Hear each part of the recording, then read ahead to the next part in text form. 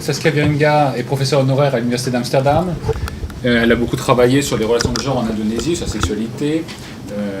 Mais elle est surtout là en tant que présidente de la fondation IPT 1965, donc le Tribunal populaire international.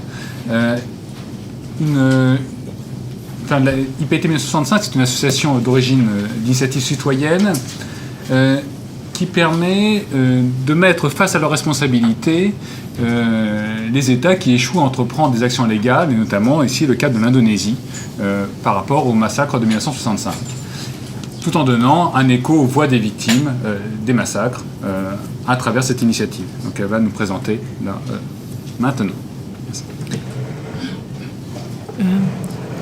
I will speak in English. Thank you. I'm actually a boring professor and I write books. I have written books and nobody reads them. I have written a novel and that's, by the way, for sale here, and it doesn't make any impact. We have produced a film called The Women and the Generals about Gerwani and the women's movement and what all you have also talked about, the dehumanization and the massacre and the stigmatization and the sexual violence, and nobody watches it. So now we thought we make a tribunal. And now the effect is that I'm called a musuh negara, an enemy of the people, so at least we've had some effect. I'm presenting this also on behalf of the General Coordinator, Nur Syahbani Katja Sungkana. We, together with possibly some 100 volunteers, have made this more practical effort at dealing with the genocide, the massacres in Indonesia. This is, I think, an iconic picture. The soldiers coming up and this woman crying in sheer terror. Why did we set this up? First of all, and previous speakers have already referred to this, the domestic mechanism, internal in Indonesia, to deal with the massacre is totally inadequate. I don't go into details now, I don't have the time, but there has been no process whatsoever. There was, as has also been already mentioned, in 2012, the national report of the report of the National Commission of Human Rights, Komnas HAM, which, however, ended up in the drawers of the chief prosecutor, the general prosecutor Ago, and nothing more was heard of it. Even the interviews that were held, 347, very interesting interviews, are closed. We can't access them. Then there was the film The Act of Killing, and that all of a sudden generated international attention, more so even than national attention in Indonesia at the time. There was the Tempo magazine report, and of course, and this has also been already referred to, we had the hopes in 2014 particularly, but we started in 2013. Ouch, don't fall, Uli. That Jokowi would do something about it. We knew that whatever he promised in his campaign would be very difficult to follow up, so we thought we'll fight. We were also worried about the aging process of the victims. They were getting very old, most of them were dying, and they had no hope. They died with the continued stigmatization and the scorn of their fellow citizens. And also most perpetrators have died. Sarwo Edi is dead, he took his secrets with him to the grave, and many of the perpetrators have died. So we thought we must do it now. It's 50 years ago. last year, 2015. And because Noor Sherbani had the experience of the Comfort Women Tribunal on Japanese war crimes, and all of us came together with Joshua, with representatives of Komnas HAM. We thought the only way is to take it to the international level and make a people's tribunal. We can't have the criminal court, international ICC, international criminal court, deal with it. We must finally do something. We take it to the international level. Here we see one of the victims in the Kamisan, the regular Thursday meetings. She's been doing this for so many times. Here we have also a meeting of the victims. They're getting old. I'm not going to read all the objectives. You can get this presentation at the end. But the major objectives are, of course, to break through impunity and to break the silence, to let the stories of the victims out, to heal and to have a public debate in Indonesia. We had a previous speaker talking about the silence. We also wanted to bring to the foreground the problem of the exiles who have lived among here also in France without actually a valid passport since '65, and also their suffering. There's a beautiful novel, Pulang. Have you read it? Well, that's about those kinds of issues, and there are many hundreds of them. We also wanted international recognition. The genocide, mass crimes against humanity in Indonesia are internationally very unknown. So after this, we will go for a UN resolution. And of course, we hope that justice is possible, right? We want to help establish Negara Hukum,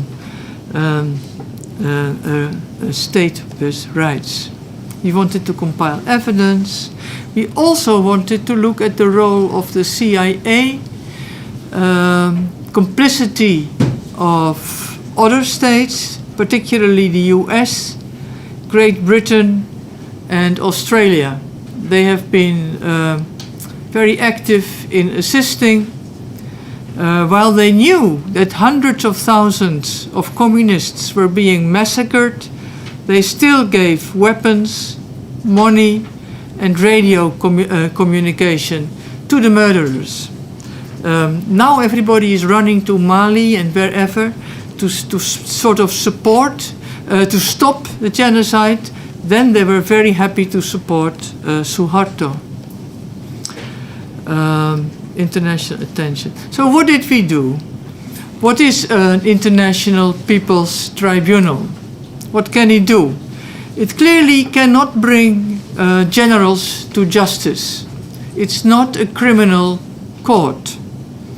What we can do is show and bring to international attention the voices of the victims.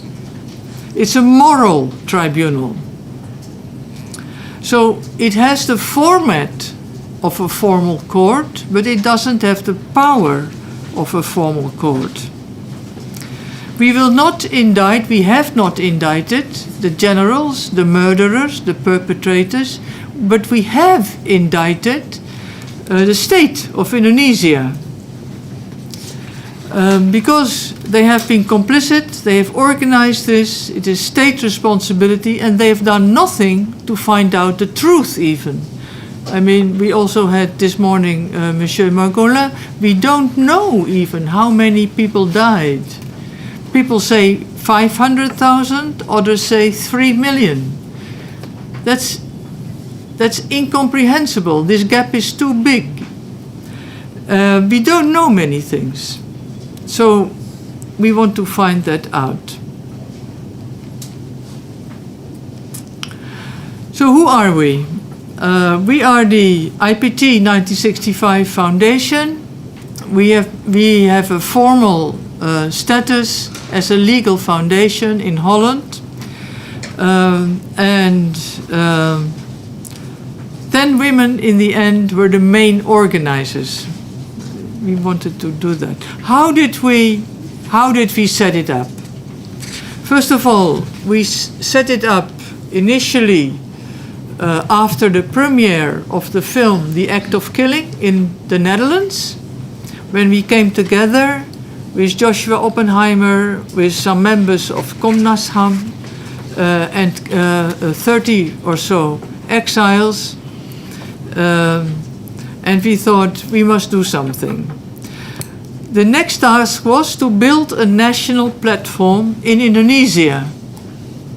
We needed to conduct a dialogue with perpetrators, for instance, the NU. We needed to work with them, and we needed to strengthen international support. It was very important. The second task, and that is where I come in as a boring researcher, is to conduct research, because we could not use the data of Komnasham because that's still under embargo. So we had to compile new data to prove that the mass crimes against humanity were widespread and systematic. Those are the criteria of the Rome Statute. In the end, we compiled a report of over 1,500 pages with the help of more than 40 researchers and activists from Indonesia, Australia, the United States, and Holland. We presented that to the prosecutors, because that's the procedure. The researchers collect material. You present that to the prosecutors, and then the prosecutors translate that to legal language and bring it to the judges. As one of our tasks is to show to the world what happened, very important to use social media. So we had an archive system built, we have a website built, we have various kinds of Facebook pages like Friends of the Tribunal, and Twitter, and all kinds of whatever. Media campaigns, material, you see some of that over there, articles, whatever. And so all of that went very well. We had two big media teams, one in Jakarta, consisting of journalists, artists, filmmakers, and in the Netherlands, with also the help from a lot of groups here, also in France, the most active country group. And together we managed to keep a website, etc., etc. Our major problem actually was fundraising. It doesn't seem so surprising, because everybody is talking about human rights and human rights and human rights.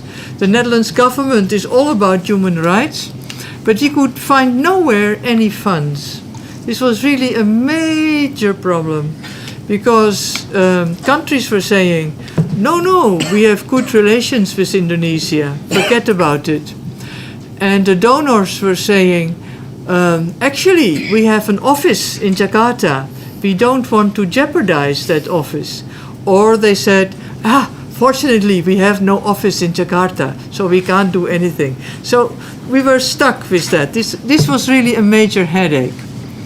And another form of preparation that we had, because the political situation deteriorated so rapidly in 2015, we had to stage a whole security plan.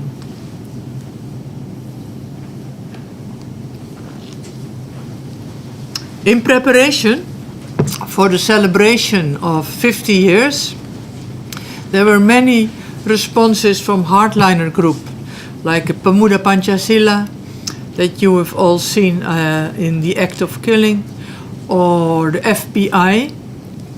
We had of ourselves in our own group 3 meetings of victims. One of victims of 65 that were disbanded. Forms of intimidation. There was 3 deportation, of which 1 member of IPT, Tom Ilias from Sweden. 1 magazine was recalled, Lentera, a student magazine. Tiny magazine with 500 copies sold usually, which now is online. Of course, you can't do that anymore. To recall magazines in the digital age, that's very stupid. So now everybody has read it, whereas otherwise nobody would have read it. We had the Ubud Literary Festival. Even that book there was banned. All activities relating to 65 were banned. So what we did, instead of, we were launching the English version of my novel then, instead of having a launch with a presentation and all that, we had a lunch. So we had a lunch, right? And nobody can, of course, prohibit a lunch. And when you lunch sometimes, as you will all know, you may discuss certain things, right?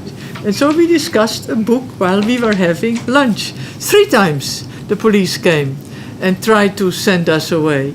But we had our lawyers, and they said, sorry, what is there in our law to say that you can't lunch and talk? So we were doing these kinds of things. But it's not fun, right? I mean, to be chased by the police 3 times and things and so on. Anyway, so now we are called state enemies and pengkhianat bangsa, but that's okay.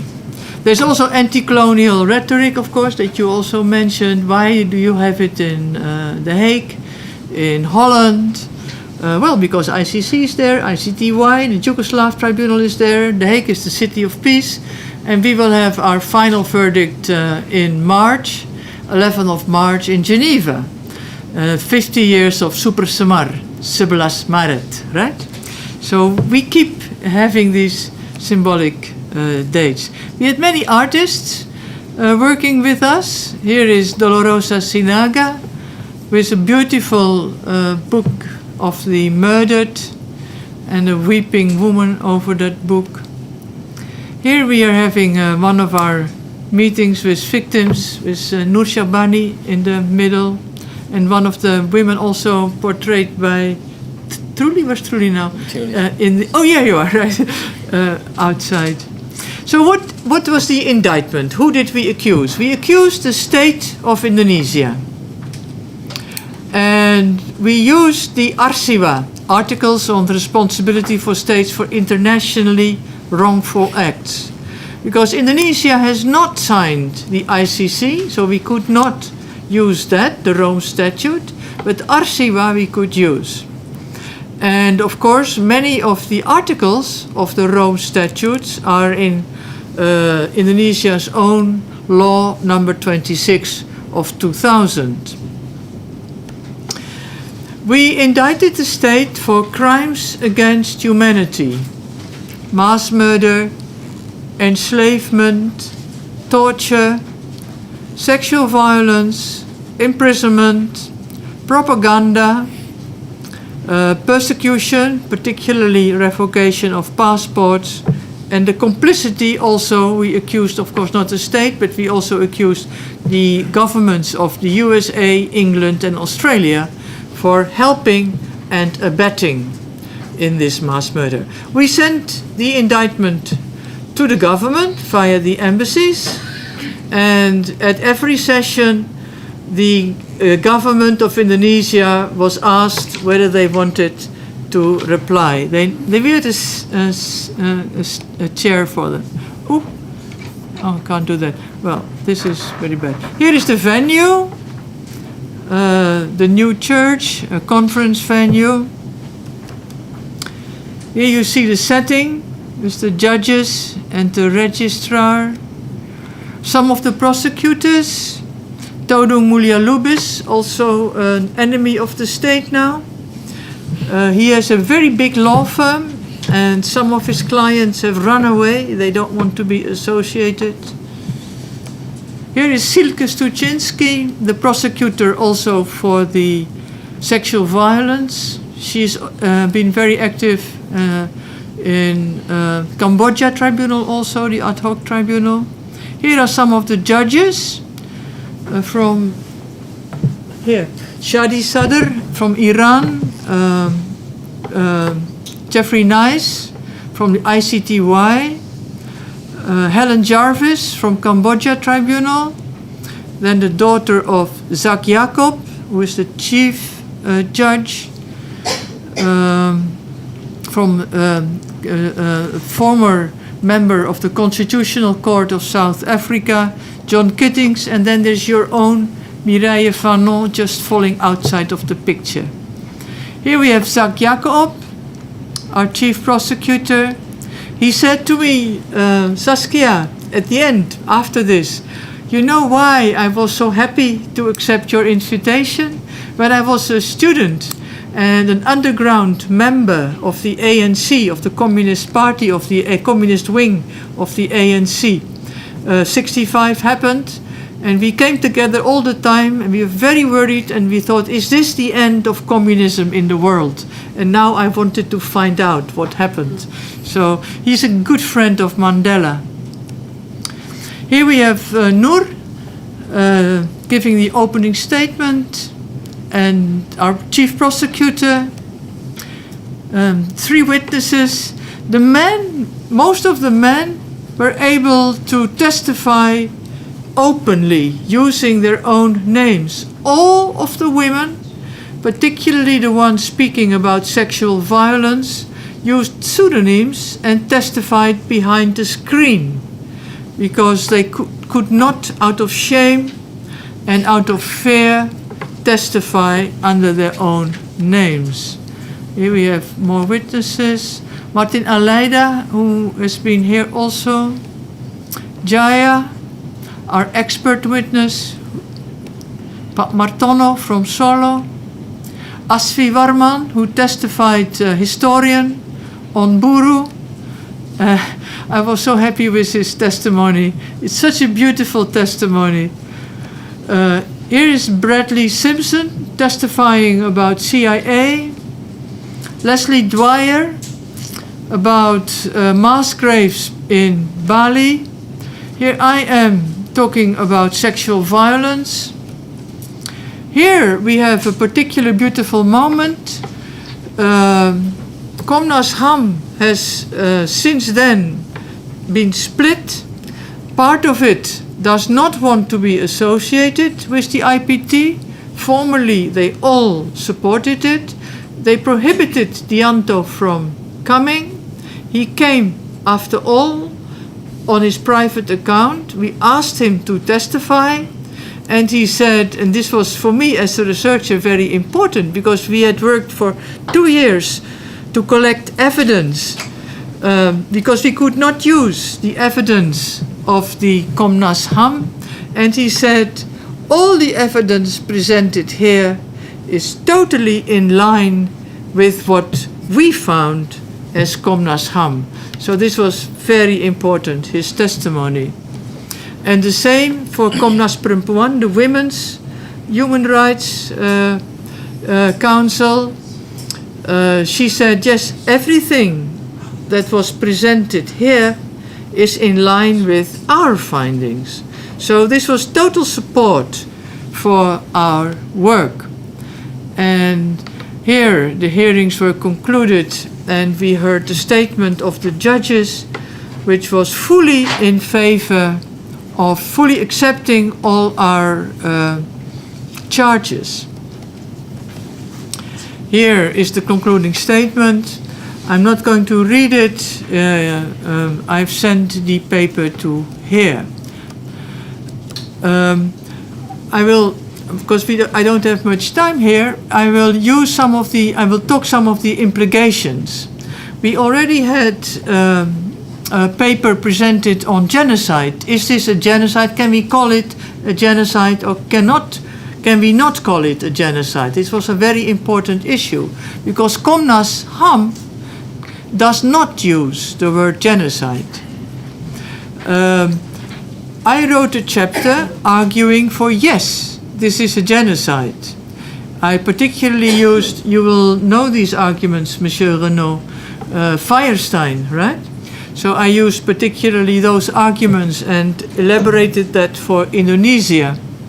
But first the prosecutor said, okay, we will charge, we will use, and then because of the pressure from FBI and from also many generals, in the end they said, we cannot use the word genocide. So the word genocide is not used in our indictment for particularly practical political reasons. But the judges still have the liberty to decide on it. So we will know only in March whether they will decide, yes, we decide that this was a genocide or not. So they have kept it open. That was very good. Our arguments were, of course, there is clear intent to kill. We have given proof of that. There has been the destruction of a social group with deep social impact. And so many of these arguments, also some of them mentioned by previous speaker, were presented in full evidence. Then we had the issue of the revocation of the passports. This is not an international crime under international customary law. So we had to decide, where do you put it? Under persecution or under deportation? If it's under deportation, it is an extension of deportation, because deportation is to throw somebody out. But what do you do when you prevent somebody to come back, right? That's not in the definition. So in the end, it was put under persecution, which of course is a very broad umbrella term.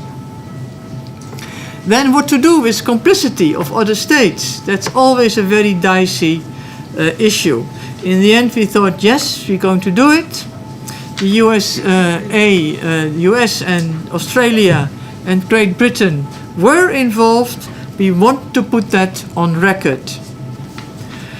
Another issue was, and some of this has been mentioned earlier, a lot of the incitement to murder came from the lies, the slander against Kerwani, the communist women's movement. The women were accused of castrating the generals and murdering them. But sexual hate speech is not recognized within the definition of incitement to genocide. So we want to extend that. So these are some of the legal issues that follow from our IPT.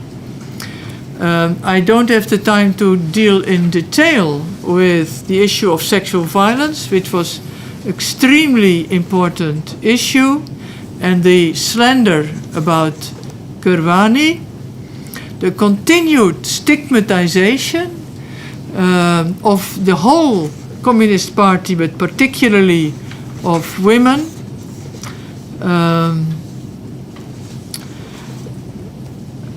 I will just close with this last slide. How to see the effect of it? Well, of course, it's minor, in the sense that, as we all know, the military caste is still there. But the suppression of references to 65, which the previous speaker also referred to,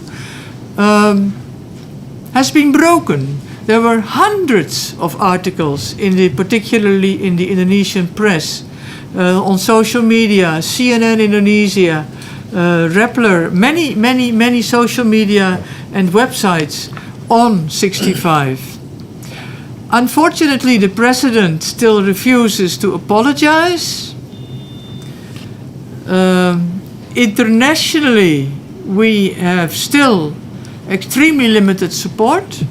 Everybody is afraid to deal with Indonesia, the fourth largest country in the world, the big ally, the showpiece of democratic Islam. Nobody wants to work on the 65 issue. We have the Pemuda Pancasila threaten us, sending us threatening letters, particularly to Nur and to Bung Mulya. As I said, hundreds of articles. There have been debates all over the country for the first time since '65, and also for the first time since '65, the generals have been irritated. Maybe it sounds tiny, but we have irritated the generals. They've never been irritated before. Universities are coming up now. I don't know whether you have watched the hearings or some of it, but a very moving moment was when one of our women witnesses, Kinking Rahayu, pointed out and called out the name of her worst torturer. Lukman Sutrisno, she finally said. It's Lukman Sutrisno. And Lukman Sutrisno was a very respected professor of the Yogyakarta University.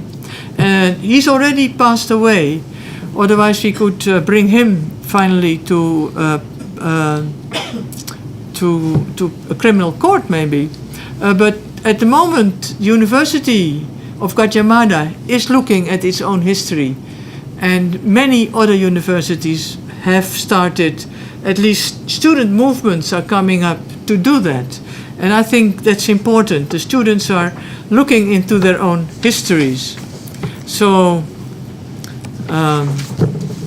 we need your support and your help, and we thank you for the attention giving, and I thank the organizers for inviting us here. Thank you.